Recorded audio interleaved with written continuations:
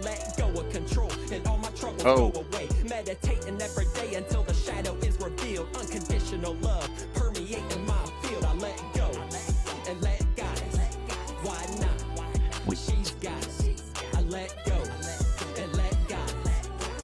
All right. Go. Episode number 7, I believe it is. This one is about the boy crisis. You're probably wondering what I'm thinking. The boy crisis. That doesn't make much sense. Randy's going to start us off telling you what the boy crisis is, and hopefully we have a good conversation. Yeah, the boy crisis comes from a book titled exactly that, The Boy Crisis, from Warren Farrell. That's his name, right? Yeah, Brownie? yeah, Warren Farrell. Warren Farrell. And he kind of breaks down this crisis we have in boys, and then when boys grow up to be men, and so it entails both boys and men. And there's a few different things that he describes what the boy crisis is, and I'll be looking up here just to make sure I got it right. So boys are falling behind girls across most key life outcomes in all modern societies. Boys lag girls at every stage of education from primary school through college. Just to rattle off a few stats on that one. And so by age 19, 40% of young men had started higher education versus 54% of young women. It used to be the opposite, right? Now it's completely changed. Reading, boys score about 5 points lower than girls in 4th grade. And as they get older, it just keeps increasing. The gap keeps widening. And so then it's 10 points by 8th grade, 12 points gap lower than 12th grade. And same with writing. Boys score about 17 points lower than girls in 4th grade for writing, 21 by 8th grade, and then 24 points lower by 12th grade. Damn. And they say They're like more reading and writing is like one of the main 2 variables when it comes to any success in any human being. Yeah, you gotta read and write. And then it said boys are more likely to be identified with special education needs. 23% special education needs for boys versus 13% for girls. And so that's, boys beginning to lag behind girls. And then boys are disciplined more often for the same things, right? You look at the way you treat your son or your daughter, people tend to treat them differently when it comes to discipline. Mm-hmm. And then the way we've structured education, so it's very reading focused, sedentary classrooms, and this disadvantages boys' developmental needs and timelines. And I saw a statistic that boys are diagnosed with ADHD almost twice the rate of girls. I think that kind of relates to that. Boys want to move and get around more, even more than girls, and so you put them in a chair and tell them they need to stay, right? And what he emphasizes again, it's like, this is not about like girls doing better. That's not the problem. It's that like boys are doing much worse, and it's declining, and it's just being ignored. And that's the biggest issue that Warren Farrell kept repeating when he was going through this book. And so then you wonder, like, what are the causes of this? I'm seeing about 3 to 4 times what I've found. I had in my notes like 3 to 4 times more ADHD in boys than girls when you're factoring like age 3 to 17. I think it was the CDC. And then same goes for autism, 3 to 4 times higher in boys versus girls. So then he's like, well, what are some of the causes of this boy crisis, right?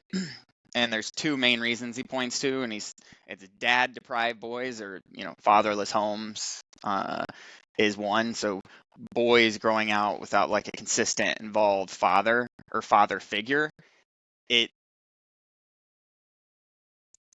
negative outcomes without a father hurt boys worse than girls. It definitely hurts girls as well, but it's even more for boys. So that's one factor. And then the other one is there's a modern purpose void, is what he calls it. And And so there's this like historical view of what a male is, and the old male roles of like provider, protector, they're fading, you know. Mhm. And then and so it used to be like, hey, there's like, you know, they're the sole breadwinner and or the warrior, right? And like those roles are evaporating, and they haven't been given uh you know, a replacement purpose. And and so the message is we still send our sons, he says, or either unconsciously or even consciously communicate that you know, we'll love him more if he is that traditional hero, that traditional warrior type model. And so we think like big boys don't cry. When the going gets tough, the tough get going. And therapy is not something that men are drawn to. And so you take all of those things and put them together, and you get this like boy crisis. And those are like the two big causes. The other one is like we don't really have like strong support systems for the physical and emotional health of boys and then of men. Mhm. So then boys externalize these things by acting out Mhm. through drugs, through drinking, delinquency, emotion, or like just emotionally withdrawing. You know, boys and men are just more willing to just like emotionally withdraw. Mhm. And so we don't have like support systems that are specific to boys, and so we haven't built those. And so then that's why we'll get into this a little bit later, but that's why like 93% of prisons are men, Mhm. right? One of the reasons, right? And so yeah, that's the boy crisis, what it is, and the primary causes. Yeah, because I mean, a lot of men and you and I being raised by a single father for the majority. You know, we went to our mother every other weekend or every weekend sometimes, but mainly raised by our father. Or if you just have a father in the household, I mean, at least in our generation, still it was a weakness to show when it came to some things you talk about. Those were weaknesses, men showing any type of Emotion. emotion, or like I cry way more than I did growing up in my teens and early 20s, right? Because it was just Mhm. it's this known thing in society. If a man's crying, like he's weak, he's a weak man, or if he's showing a lot of emotion about a certain thing, or if he's just showing a lot of like care, right, Mhm. for things, rather than being this like stoic person that has no emotion. That's strength. That's always been strength. Because whether men in the military or men in these Mhm. like hero type roles, where, you know, firefighters, policemen, like you have to be tough. You can't show any weakness, because when you know, a bad actor sees weakness, then they take Yeah. advantage of it. So yeah, it's just the thing that I don't think ever will go away when it comes to the male. But then uh, you know, the pressures, some of and we could start talking about some of those things and how they've changed, and like that perception's still the same, but then other things in the society have changed to make it even tougher for Mhm. them. One of the most crazy stats for me reading this book that stood out was it talked about suicide, how it increases for males Mhm. versus females. Up until age 10, it's pretty similar. They're about equal. But age 10 to 14, boys are almost 2 times likely to commit suicide. So, you know, start to get into adolescence, hormones, and the like. And age 15 to 19, boys are 4 times as likely to commit suicide versus women. And then between age 19 and 24, it's 5 to 6 times the amount of girls, which is Insane. just bananas to me. That's an insane difference. And, you know, so you think, oh, women are just better at handling stress. They handle maybe difficult situations differently. And, you know, Warren, the author, kind of, and I thought made a good point, but it's perhaps not. He says, when exposed to similar pressures as in the military, the female suicide rate soars to almost about even or Oh as wow. high as the male rate. So men are just a lot of what he talks about, and you talked about it earlier, and it's shifted a little bit, but men are still, it's like, hey, men are expected to be the breadwinner. In the majority that, we have women friends who make a significant amount of money and are the breadwinners, but that's still in society very uncommon. So like men are still expected to do this. And then once you have a couple kids, and then inflation, how much inflation's raised, and how much the cost of homes. So, Mm-hmm. if you're expected to buy a home with a crazy mortgage, and then you have a kid or two kids, and you have those costs that go in hand, and then inflation for food and groceries and everything else has skyrocketed. Now, if you only have the male, or if the other person in the relationship, female or whoever, isn't making as much, there's a ton of pressure on that person to perform, and if they don't, it's all on them, right? So Yeah, yeah, and I think that's like he said. There's two times in a boy or man's life that he feels most alone and most vulnerable. It's in his early 20s or late teens, kind of like what you were alluding to, uh, and and then it's even worse after retirement. And it says men sometimes feel they are worth more to their family as an inheritance than as a person, mm-hmm. and which kind of gives me like a cold chill, And so by age 85, men's suicide rate is 1,650% higher than women, which is just, you can't even fathom that. Mm-hmm. And I think that, we have a lot of we just have to understand, like, we can't dismiss those statistics, as that's the thing that's been ignored. That's one of the things that he talks about, is that, like, the problem isn't like it's like way more than women. It's just like it's getting to these rates, these statistics getting to a level where it's and we're just ignoring them. Mm-hmm. And you look at society, we'll get into a little bit of this, but you look at society, and it's almost of like the man is this huge problem, and he's keeping the woman down. You know, all of these, like, this rhetoric that gets spread, especially in mass media, is there's this rhetoric like we're in 1951 and women can't vote yet, or they just began voting. You know what I mean? Mm-hmm. Make more money and blah blah blah. Right. Yeah. Right. So, And all of those things, right? Like, don't. So you already have like all these pressures, and so and then you already have like a system that's not able to accommodate, especially with those without a father figure. And so then you just keep mounting these things up, and then you look in society, and they're saying, well, white male supremacy, white male supremacy, or whatever supremacy. You're holding people down. This group is the problem.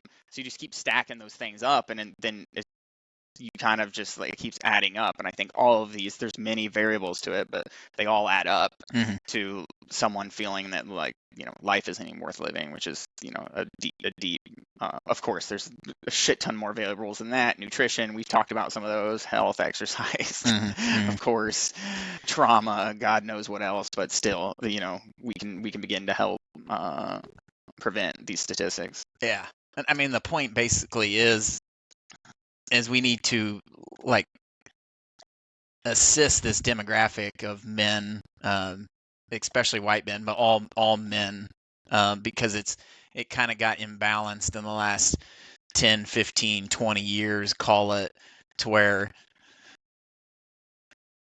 they were kind of looked at as kind of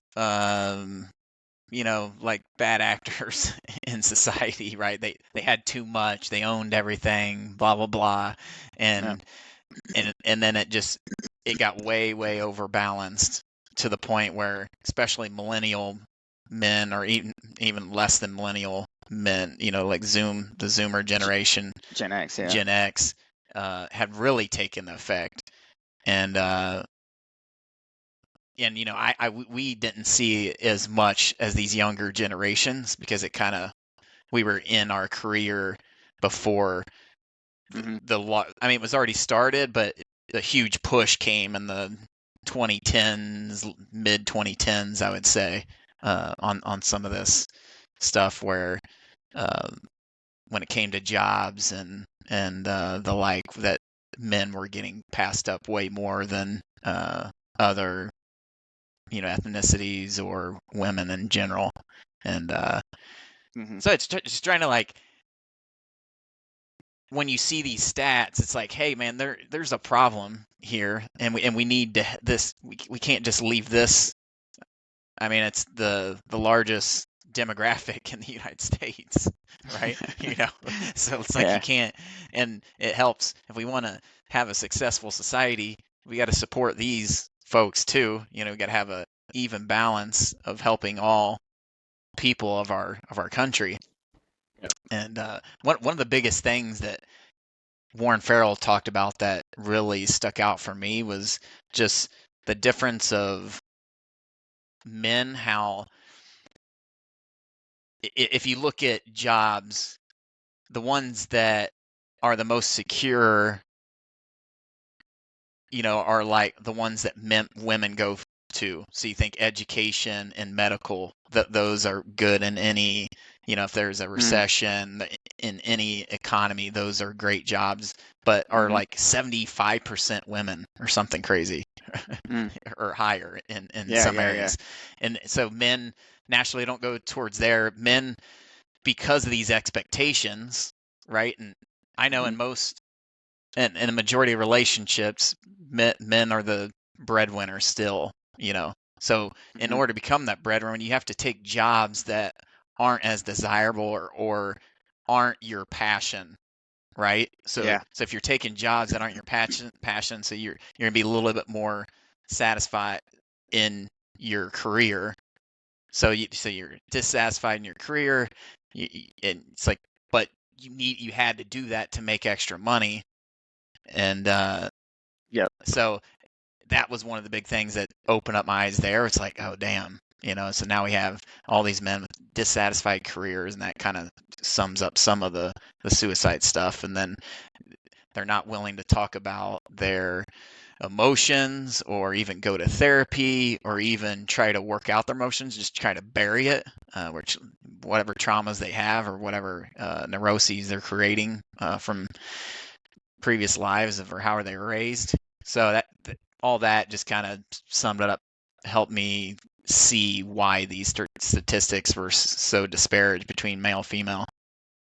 There was I wrote an article a couple years ago called "Don't Let Others Determine What the Top means for you," Yeah, that was a good one. I like that one. and I was reviewing that, and one of the things that I talked about in this is there was a provocative headline on LinkedIn that said men are the leaders of 82% of all firms globally. 82. Yeah, Yeah. men are the leaders. Men are the leaders of 82% of all firms globally. Wow. And so these headlines, they provoke feelings of potentially anger, resentment, disparity, inequality, and but I proposed the question in this article of maybe what we should feel is sympathy. And I talked about some of the things that you had talked about, where, well, first of all, like, just because a man leads a category doesn't mean we should reflexively follow them, right? For sure. So, well, men die in suicide. We don't want to follow them in that. They lead suicide. One of the things we didn't mention, you mentioned white men. White men are 30% of the population, but they're 70% of total suicides. And so there's something even more particular within white males that is even worse statistics within the suicide rates. I think they commit suicide 2.5 times or 3 times more than black men and Hispanic men, which is, I don't. If you ask me, I don't even really know the underlying reasons for that, but we could get into it. But so don't follow men just because they're top of statistic. 93% of prison populations, 88% of arrests and robberies, 95% of homicides, gang-related homicides. You know what I mean? Mm-hmm. So all of these, the most dangerous jobs, right? Is the most dangerous job in the U.S. is logging. It's 98% male. The average salary is $41,000. And so what I talk about in this is that one of the things you had mentioned is around jobs, and so you and I read this book, Lean In by Sheryl Sandberg, Mm-hmm. and one of the things she was talking about is that women should be ambitiously seeking positions of power atop the corporate ranks. It's essentially like one of these like theories, Mm-hmm. and I disagreed with that. And I said that what we should be doing is ambitiously seeking positions of meaning, which I think is what women tend to do more often than men. Mm-hmm. Is ambitiously seeking positions of meaning. And so when you start looking into the data, the disparities, for example, when you look at small businesses, people are happier. 87% of small business employees say working for a small business is more fun than working for a large business, right? And you tend to be more happier, you have more freedom, yada yada yada, more close to a purpose.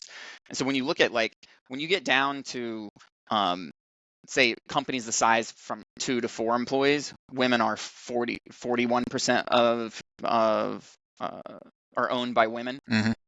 So that the gap just completely widens substantially from that stat we just talked about. We're like global leaders, and then if you go to when companies are owned by one person, women actually are majority. 51% of women are majority, and so it's like seeking positions of meaning is the three. So I'll kind of put a note on this, is that like the top 3 most meaningful positions, if you just look at if you just Google top most meaningful positions, careers, etc., the average salary of those are $42,600. None of them are in a business related field, right? So actually, one final thing is, if you look at the top 2 deathbed regrets, there is what's the name? Bronnie Ware. She wrote this book. She did a lot of analysis on deathbed. She worked within folks that are on their deathbed. Number 1 is, I wish I had the courage to live a life true to myself, not the life others expected of me. And number 2 is, I wish I hadn't worked so hard. Yeah. She said this one came from every male patient that she nursed. They missed their children's youth, their partner's companionship. All of the men deeply regretted spending so much of their lives on the treadmill of work existence. Gives me chills just saying it. Yeah. Yeah, that's incredible. Which kind of explains, all these statistics with suicide and mental health with men being a big issue. Yeah, like 42,000 per year salary for those most meaningful jobs, and that's what a lot of men can't afford to take. Yeah, they have to pass them up, even if they have a meaningful job in art or writing or whatever. They have to just suck it up and do something they don't enjoy, because that's where the money has to come from. And then, I mean, and women too, right? Yeah, like the women that are listening to this that are the sole breadwinners. There's women who are going to listen to this and they're the sole breadwinner, and they're like, yeah, me too, right? Yeah, because I would rather, some of them may rather be at home with their kids at least full time, or maybe more often. At minimum, it's more often. Yeah. Yeah, You're spot on. And I think there needs to be, and we talked about this a little bit in one of the podcasts, but just trying to, there needs to be a mindset shift, I think, to be able, because I don't think that's going to change much to where, all right, everyone's going to start doing more meaningful stuff and, be all satisfied. Like we have to become more mentally secure in the way we handle things. Like, I'm in sales, logistics sales.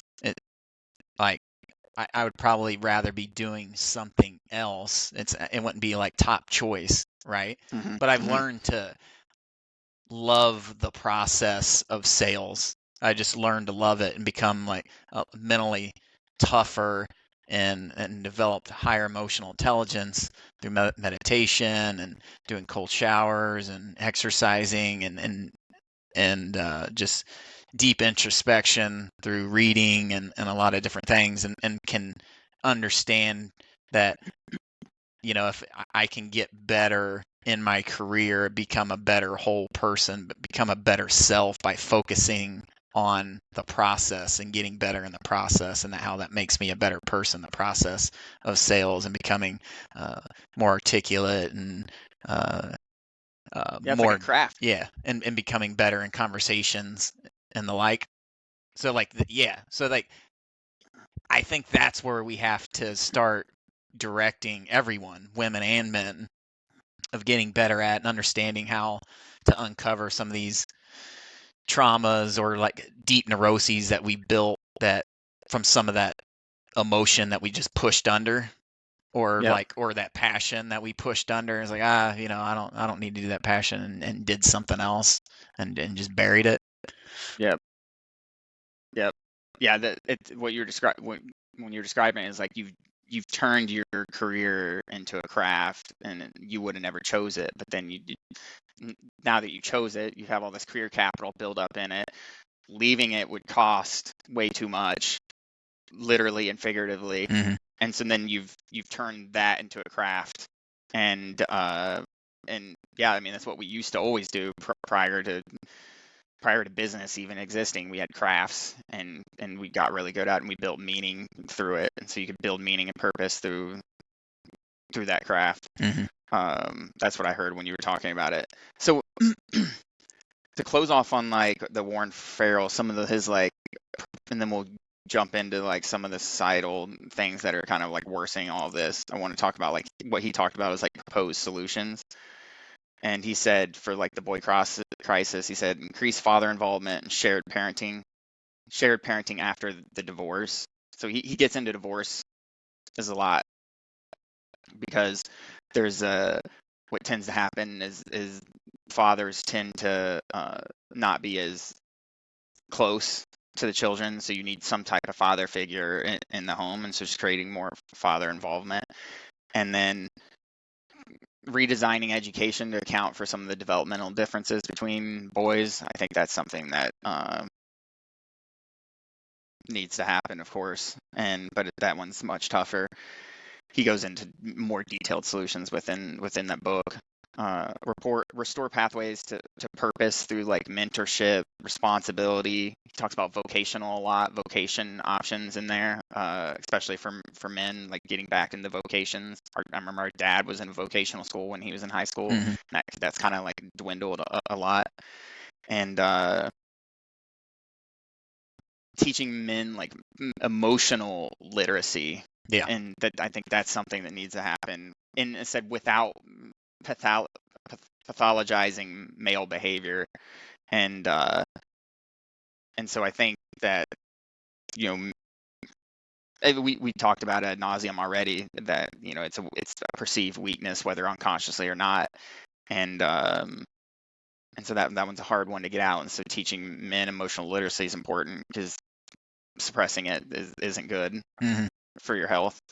Even just something as simple as stoicism philosophy, just learning the basics of that, I think could be implemented in every school, women and men, to be able to understand emotions and how to get through difficult emotions quickly. And then obviously there's a lot other things that can go hand in hand with that, but if you're just to toss in something, a different perspective, just some stoicism philosophy, I think would really help. that brings up a point for me is like the majority of like primary education and I think secondary education too, like middle school and elementary school, the majority are women teachers. And so like what tends to happen is like the emotional, we all come from a bias in teaching and handling emotions, and so you come from this bias of like a woman to these like boys, and not understanding like how to teach emotional literacy to boys sometimes, right? That's an additional like add-on effect. And so like sometimes boys need to let out their emotions and run around the playground and bang a stick on the on the slide, Yeah, you know. yeah, for sure. Yeah, versus the other way of doing it. yeah, And then the final one is just like exploring ways your son can serve by finding a purpose larger than himself. And so that's a big one. hmm Yeah, those were his solutions. yeah, yeah. Having two boys uh, and hanging around with your two girls a decent amount. Like young girls still have a lot of energy, but boys, it just kind of there's a next level of energy and just chaos that happens, and you Yeah. have to try to get some of that out by, like you said, banging on a stick or having them run with you or wrestling. Wrestling's a big one that's very helpful and helps. There's a lot of research recently on how to develop Rough and tumble play. rough and tumble play and develop a lot of emotional strength there for boys. Just understanding when to stop, when you're hurting someone, all that type of stuff. But yeah, a lot of that really helps. Yeah, you almost gotta. I think Jordan Peterson was talking about it. It's like, and some others on Instagram things that came through is just like you really gotta get them to where they're like so tired at the end of the day because they need to get out all that energy. It needs to be like a daily thing. But in today's society, we have so many screens. They're like trying to get their energy out in these screens and right, or social medias and all the like, games, and it's just not We're being stuck in that school chair, man. Yeah, that too. Yep, yeah, that too. For 8 hours. It's crazy. Yeah, And hey, you have ADD. You won't stay in this chair for 8 hours. yeah. Oh man. So there is there's this underlying zeitgeist that's happened since 2010 ish onward, where it's taken it up a notch in the culture, where there's this underlying blame on discrimination and men and then white men at the tip top. White male supremacy is something that gets thrown out by very intelligent people. This isn't an edge case anymore. This isn't on the edge case of society. This is like conversations that many people, if they listen to this, they probably had them in their workplaces, of like how you can fight systemic racism and white supremacy and whatnot. And the underlying, like, this is a cause, right? So, and the problem that this cause is, they mostly, what we point to is like disparities in outcomes. And so I just talked to one. Men are the leaders of 82% of all firms globally. It's like, okay. And you could just point to discrimination. That's what it is. Systemic discrimination. That's the reason that 82% of all firms are men globally. And you look into that, and there's many different flaws. If you want to read a great book on this, it's called Discrimination and Disparities by Thomas Sowell. It's the Bible on this. He's the GOAT. Who's a black man, by the way. Yeah. Yeah. He one of the things he pointed to is that what's funny, and I laughed at this because I didn't even think of it, is that all that's needed to misread statistics is the assumption that the disparities began where the statistics were collected. And so there's this assumption where like, okay, men are the leaders at 82% of all firms globally. Just because we collected that statistic in this like work firm global environment, it's like, okay, now we're looking for the problem in that same area. But outcomes reflect a bunch of different variables. One, what happened before that with all the people involved, family structure, cultural norms, time investment, risk tolerance, hours worked. There's a shit ton of variables that land into that. And not to mention just like general preferences, like we had talked about, of like women being more likely to go towards prioritizing meaning, or men kind of being shimmied into choosing something with more economic, to provide wealth, for breadwinner economic wealth, and so they would choose something that's more dangerous versus something towards passion. And so all of these, there's a lot of reasons for this, but like one of the things that you can look for flaws in this logic, you can find flaws in this logic all over. And one of those is what I loved is like firstborn IQ.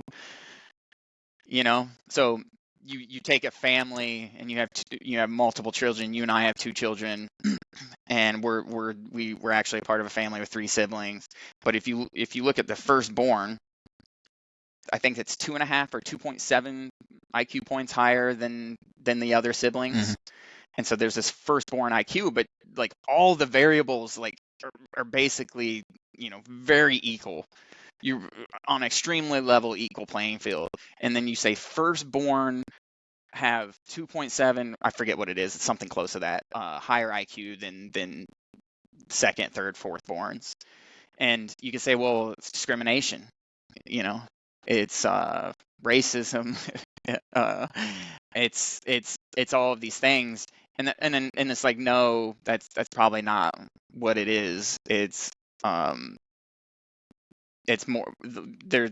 We could get into details of this specific one, but some like they've looked into it, and like it could be as simple as like nutritional store depletion, and from the mother, because she had the children too close in advance, and so her nutritional stores weren't able to replenish, and so she gave them the first baby.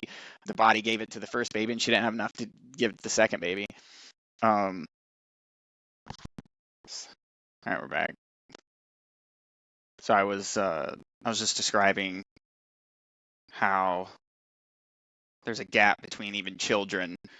So you have firstborns with IQs that are higher, and there's some reasons they've theorized for this. One of them is nutritional stores between pregnancies get dropped from the firstborn to the second and third, or just more attention because now you have 1 children versus 2 versus 3. I'm not as fond of that one. That one kind of, I'm not that one's not as strong for me. I am, but neither here nor there. One of the ones that registered for me was how much words that the children received. So if the firstborn receives all the language of the mother and father, they're talking to them 24/7, and then so they're developing, uploading it, and learning it quicker. But rather, when you start having additional kids, the time gets spread out amongst the other children, and so and then it's getting separated. So it's only the mom, it's only the dad, or here and there, and so that one stuck out for me in that argument. Yeah, that's a good point. And so you could look at that and say that that's discrimination between the first and second children, but it's not, right? And so those things those things, like you can't look at 82% men globally and say that's instantly discrimination without thinking all the variables. Same reason you can't say, hey, everyone's like firstborns or parents are all parents are discriminating against firstborns or second, third, fourthborns. Or you look at the NBA and you realize like 82% are black males, and then it's like, are we discriminating against Asians? Or is it a form of equal opportunity and meritocracy? And that's what we're following. And so Thomas Sowell does this in a very articulate way and goes into the details of this. So if you want to find a more sound description of discrimination disparities, you can follow his work. But I think one of the things that I wanted to kind of give a few more examples of is like, why are there disparities? And it just goes to show you like why you can't just look at an overall statistic and say like, hey, it's discrimination. So one of the things I was looking at is that just in general, we reach our peak income at 78. And so basically you generally say that's roughly around the life expectancy or close to it. You could basically say you're going to make the most money when you're at 78. And so then you could look at that and say, well, let's say you erase the age group. And I think it's like $78,000 income, whatever it is, on average. Mm-hmm. If you erase the income, you compare that to 40-year-olds, and you just put groups on it and said white men, black men, men, women, you would say, oh, that they're discriminating, right? Mm-hmm. But no, it's just age and experience, and right.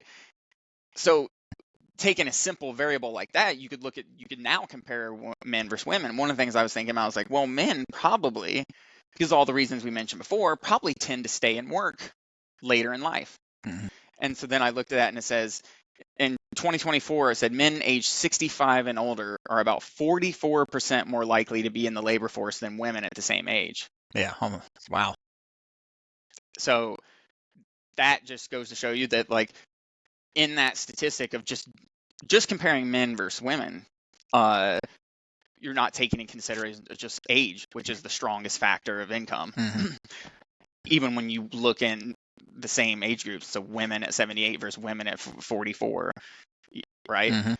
And then there's been a ton of studies around this. So when you just look at, let's say, physicians, men versus women physicians, they looked into, there's two different studies, one in 2005, one in 2018.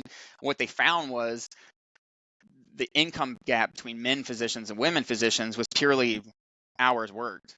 Men worked 9 hours on average more per week when they did the study. Wow. 9's insane amount of hours per week more. Mm-hmm. And then they worked significantly more hours per year, 2,470 versus 2,074. And so most of the earnings difference can be explained by like hours work, and then they call it family formation factors. So like one of the biggest things is in this comparison is like the family gap. Like women, female physicians work fewer hours than male, especially when married or with children. Mm-hmm. So again, we talked about like women tend to prioritize where the meaningful things, which is the most meaningful things. We read the deathbed regrets. Mm-hmm. It's like men always regret at the end of life, but then men are the crazier, right? They're the ones like working an insane amount of hours, the Silicon Valley types. Mm-hmm. I think I saw a statistic that was like 72% of like executives like have like some form of like depression, mental health issue, right? Yeah. Something ridiculous. Mm-hmm. And so there's a lot of reasons not to want to do that. Mm-hmm. Not want to go to Silicon Valley and be a CEO of a 500 employee company. But, you know what I mean? But a lot of them feel like they have to, kind of the stuff we were talking about. So, especially how high inflation is right now. It's like, oh, you have to do these jobs. I have to work the 9 to 10 extra hours to ensure I'm making enough for my family and staying competitive with the other men in your field. And then, yeah. And then that stat rang true when it come to like women seek more meaningful stuff. It's like grandkids and kids, right? Your kids in your 30s and then grandkids, so you retire early so you can focus more time on there. And there's one stat that talked about this. It says if your son plans to live in an urban area, he'll likely live in one of the 147 cities in which young women under 30 haven't just caught up to their male peers, but now out-earn them. on average of 8%. They out earn, so which is insane. Only 3 cities do young men earn as much or more than women under 30. So then they use that 30 mark because once you break into that 30 mark, that's right around the time women usually take a step Children. back, take care of the children, and which is what which is fine. Most of society would agree that's a fine thing to do, but you can't agree that's a fine thing to do and then start saying, oh, hey, look at this disparity of income gap here, and pinpoint to little things. All right. There's way more nuance into this conversation, which you've been digging into. And dig even deeper, because like what you were talking about when it comes to age disparity of income. And then, like, for example, I don't know if you have any of the stats on you, but when it comes to like the average age, Thomas Sowell talked about this a lot, where the average age of a white man in the job force versus an average age of a Hispanic man in the, what is it? It's like, I think it's like a 12-year difference. I think it's like a 12 or even higher, 12 to 20-year difference. So if you just take that average, so that means white men have been in the workforce 12 and a half years more on average than the next Hispanic man.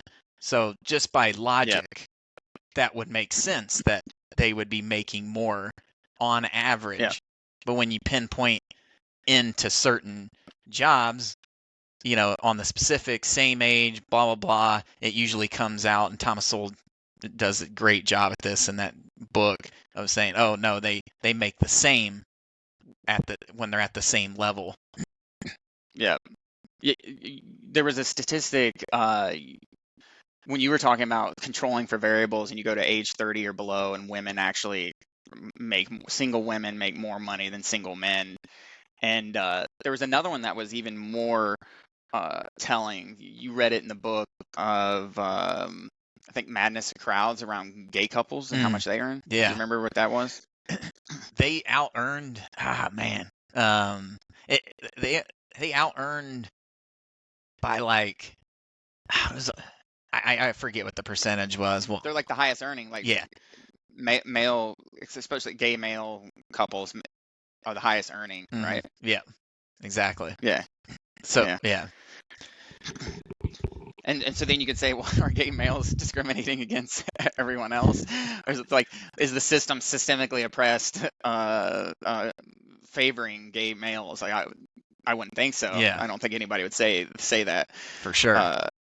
But it's like everyone leaves out this data that we're revealing, and that's what Thomas Sowell does a great job, and Warren Farrell does a great job in The Boy Crisis. It's like, hey, did you know about this? It's like, hey, do you, and like what you're talking about, do you want these high paying, high demanding, high work hours per week jobs that are creating a higher, a less satisfied life, less time, less meaningful life, less away from your family, that leads to high suicide rates? Is that what you really want? Most women don't want that. Most people don't want that. Yeah. Thinking about like other reasons for like disparities. So there's this, white males are pointed out a lot, and it's like, hey, white male, like you look at like white male average income or household income, or board members and etc., leadership, executives, that type of thing. What's interesting about the white male category is like it's really bloated by other categories of diverse people. One being like white Jews in America, for example. So you take they're categorized in the white male category, and you think about if you looked in some of the statistics there. I was looking at these, and it says Jews make up 23% of Ivy League students. Okay. 23% of all Ivy League students, right? That's 1.8% of the population. That's crazy, right? Yeah. This is data that I'll send. This isn't some X link, this is data from like public information, right? And it's but why is that important, right? And you look at the 22 study found that Ivy plus colleges produce, let's see, let me make sure I got this right. They produce under 1% of U.S. college graduates. Ivy League schools produce under 1% of college graduates, but they count for 15% of people in the top 0.1% of income. So it indicates you go to Ivy League, it's a pipeline into elite careers. And so if 23% of those are Jewish, you can obviously say that a lot of people, especially in the white male category, are, it's beefing up the statistic where you would look at like normal like white males, the ones that white male Americans that you think are doing all this like white supremacy, like you wouldn't put white Jews in male supremacy because they're a diverse group that faces discrimination. I just saw a bunch of commercials yesterday of this exact thing. And Nobel Peace Prize winners, there's been 965 through 2025, and 220 have been Jewish, so about 22%. So that's global, right? So 0.2% of the population are Jewish, 22% of all Nobel Peace Prizes, and so like that's what we're dealing with. 10 of the 50 global billionaires, I could go on and on. So that's 20% Jewish, and so that's taking into, if you like take some of that out of the category. Another one is European immigrants is another one that doesn't get considered in this like white male category, and so that's one thing that's just like if you look into a statistic, there's a lot of variables and these things need to be considered when you think about this white male supremacy thing. And then finally, I think we're getting into the point where we mentioned since like 2010, there's just been this onslaught of like systemic racism, white male supremacy, the Me Too movement, and the Me Too mainly movement targeted white men. And some deservingly, right? Actually, but 100%. Yeah. 100%. 100%. It like that's one thing we should definitely caveat this with. Like, it's not saying that there's like no white men that are not racist or no white men that are like actually like discriminating in a work environment, of course. But it's also the other end of the spectrum is the same. It's like all races discriminate. There's some form of racism still happening everywhere, right? But the pendulum was like right here, and that since 2010, it's just pulled the pendulum all the way down to here against that demographic of white men, and it's basically turned into like a reverse racism type of experience, especially for the the millennials, the Gen Z, the Zoomers. Those are really experiencing it.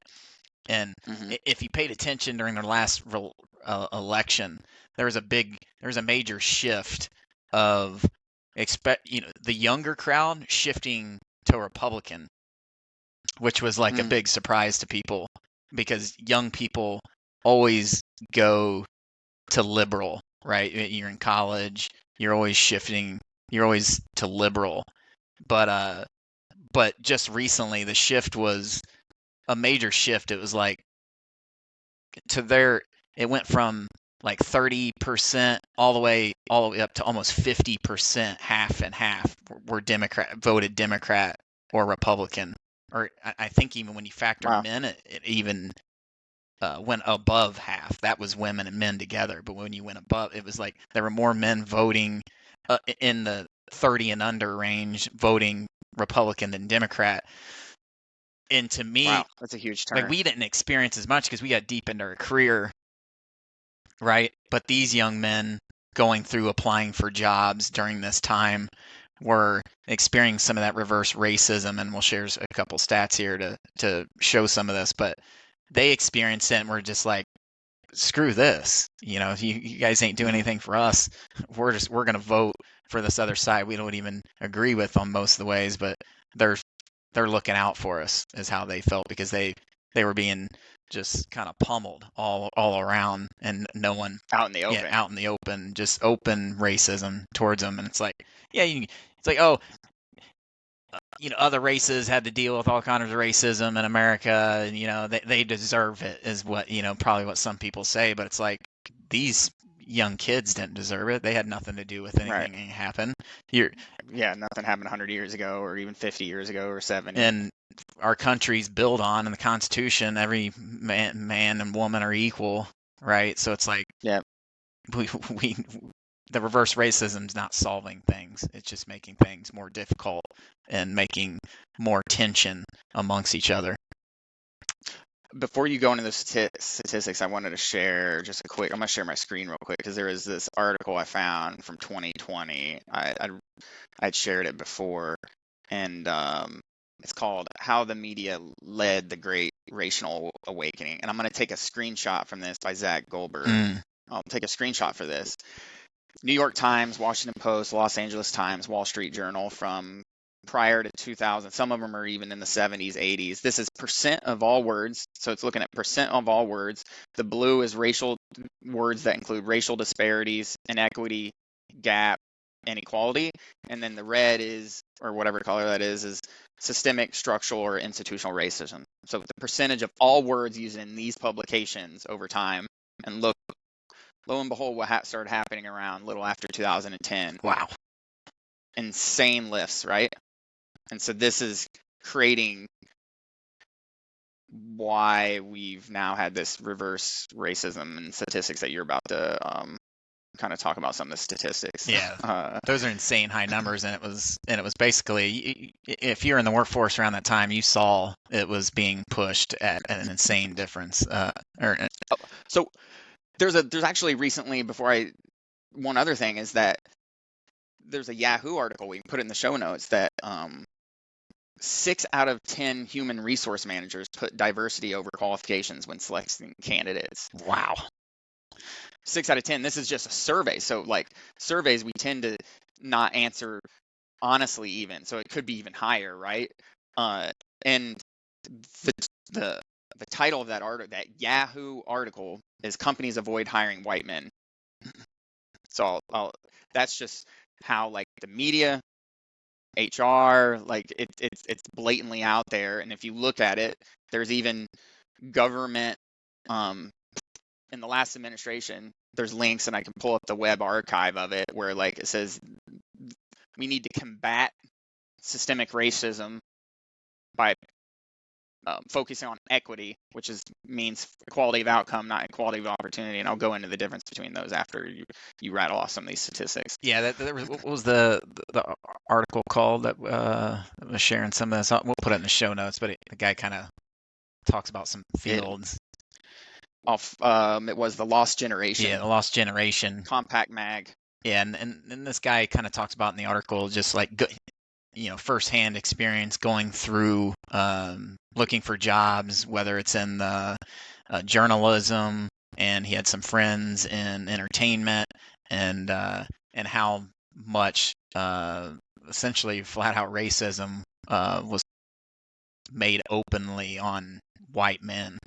And so that the Atlantic popular journal media outlet announced that in 2024 announced that 3/4 of editorial hires in the past year have been women and 69% people of color, which is a pretty crazy high percentage when you figure 60% of the population is white in our society.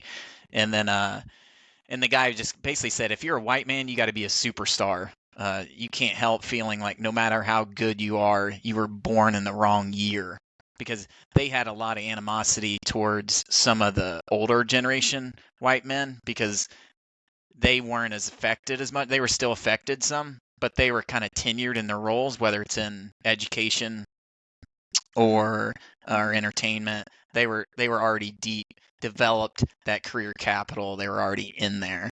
And Brown was a university, and it goes on and on and on, giving other examples. But this one, since 2022, Brown has hired 45 tenured professors in the humanities and in social sciences fields, and just 3 were white men.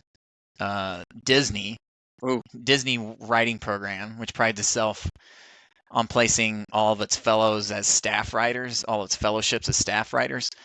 It awarded 107 fellowships, 17 directing fellowships over the past year, none to white men, 0 over the past decade. Wow.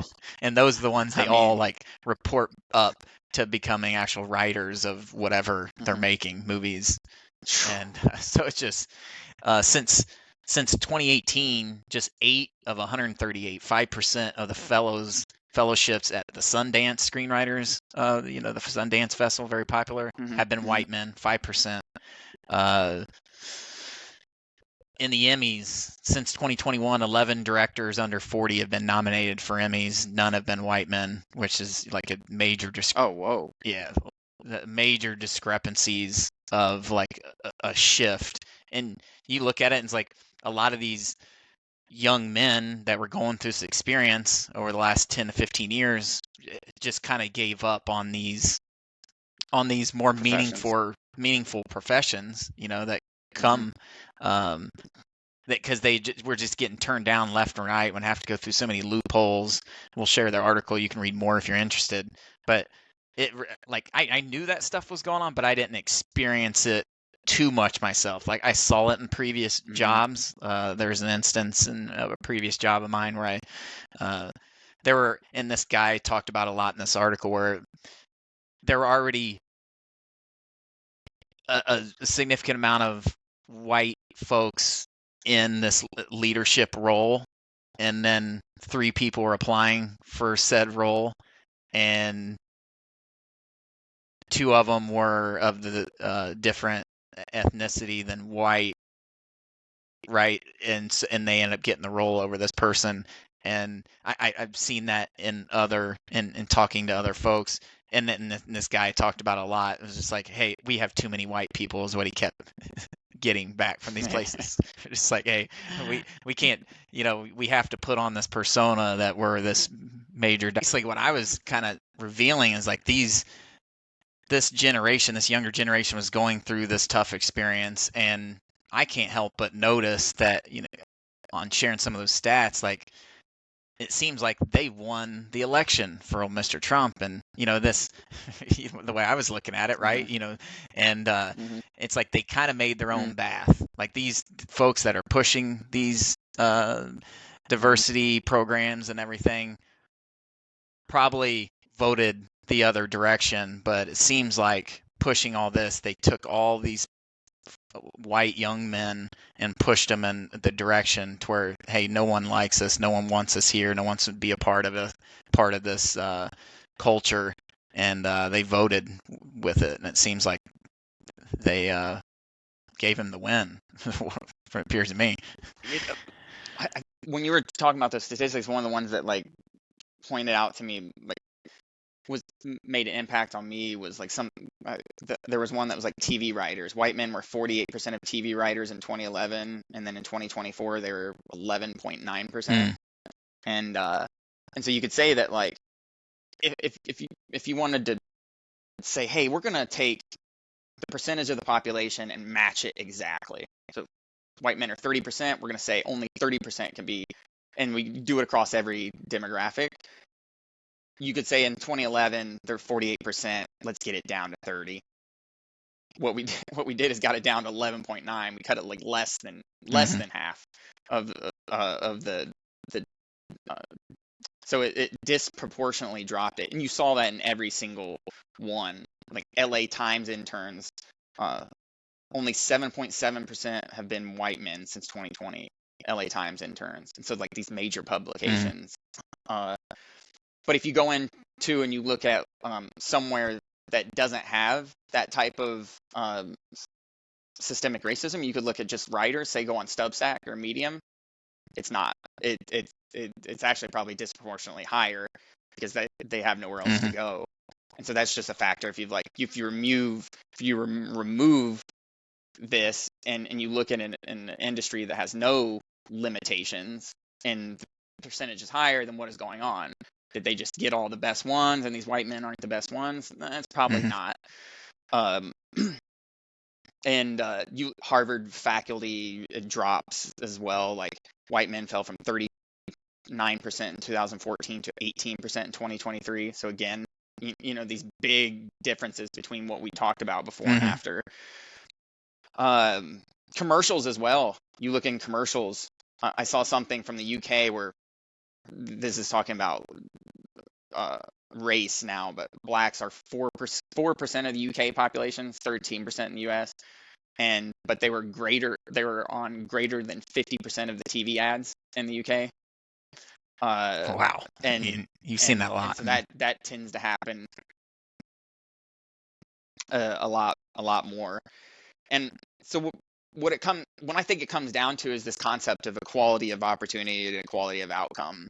And we look at these outcomes and we want to get equality on the outcomes, but that has deleterious effects and unintended consequences. And so what I want to do is just tell a quick story of like breaking these two concepts down. And so let's say you have a bunch of kids and they open a lemonade stand along the same city block on the same hot July day, same opening time, same weather, same rules.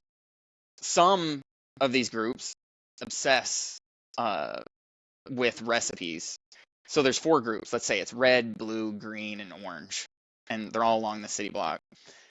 Some of them are adding real lemons. They're experimenting. They're adding ice, quality, natural sugars, organic, you name it. By the end of the day, the blue shirts begin to dominate sales on this block. Other groups struggle. And now someone steps in and decides they want to make things fair. And so caps are placed on how many blue shirt groups can win. So then what happens next is underrepresented groups like the red, orange, and green are now they're admitted at higher rates. And so like next July, less blue shirts are admitted, so they won't win as much. Now you have the other ones admitted even more. And so then the outcomes become more even, but it's at the cost of intentional discrimination against that blue group. And you don't get as that great of lemonade. And so equality of opportunity focuses on like fair rules at the start, and it rewards meritocracy. So it's the performance within those rules. Equality of outcome reshapes the rules to influence who wins at the end at the cost of like intentional discrimination, essentially. And so that's basically what we're dealing with. So the last 15, 20 years, we moved from like a meritocracy type culture, which was what it was for and what made America, great again, or great to begin with, was this meritocracy. It's like if you work hard, if you're just very artistic, you apply yourself, apply your creative pursuits, like you will succeed. You'll find a way to succeed. And but you're taking that out of it and going with this equality of outcome, and removing some of the best lemonade stands possible, or whatever it comes to, whether it's in business or media or wherever, you're not going to get the top people, plain and simple. And who cares about race and whatever? Most people, if you have a pilot, you're wanting the most experienced, expertise pilot as possible, and you want that across the board in anything. You want the best chef. Anything you come into contact with, you want the best. Best surgeon. Best surgeon, yeah. Going to heart surgery. So it's like, we put in these barriers, and we put in these laws, and it just, we don't have the outcome. The outcome that we intend never portrays in actual reality. Yeah, and it's at the cost of a group of people. Trying to save a group of people, it's at the cost of the other group of people. And this is going back to the boy crisis. This is just one thing that just mounts on top of this huge boy crisis, and it creates those inflated statistics that we had talked about. There was Yeah. some, I know we're probably closing up here, but there was a couple of statistics talking about how this was a funny one that I think you'll like, where they surveyed men and women, and they're like, how many of you would be willing to date a person that is unemployed? Women was only 1/3 of women said they'd be willing to do it. 66 point something percent of men said they'd be willing to date unemployed women. I mean, that's absurd. That's insane. Right? Yeah. And there's a lot of extra things when it comes to that as well. They were doing some other surveys, but like men are more pressured. So, and essentially Warren Farrell was talking about is the men's economic wealth is tied tied to their success, to like to them finding a mate. Yeah, sex. To have, and so like so they're not going to have as much sex. They're not going to find the woman of their dreams if they don't have high economic. So all these factors come into place of why men desire these higher paying jobs with less meaningful results in their life, because they're not going to get the mate. And that's one of the most important things in life, is finding your mate for your life, and then having kids and the like. I bet if you looked into gay couples, I bet it's even higher. I bet they're less willing to date someone that's unemployed. I bet it's even higher than that. The 33%, 1 in 3 that chose, because of the built-in societal pressures of men. You know what I mean? So that was just another thing where it's like your economic health is built into, finding a mate, and then, it just kind of trickles down into like your actual health, your mental health. So if like your economic health isn't doing well, your mental health's probably not doing well. Then your physical health's probably not doing well. And it's just this downstream effect that we're seeing, and that's why, and that's all leading to these higher suicide rates that we've talked about. So we need to really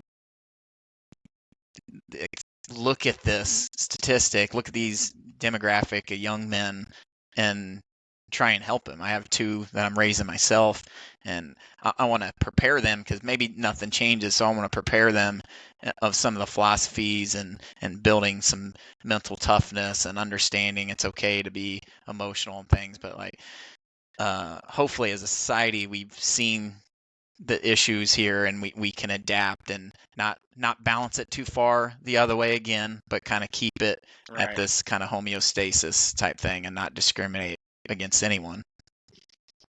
Yeah. Yeah. We'll probably end it there. Yeah. Cool. Yeah. Thanks, Appreciate everybody. it. Hope this was informational. Have a good one. Later.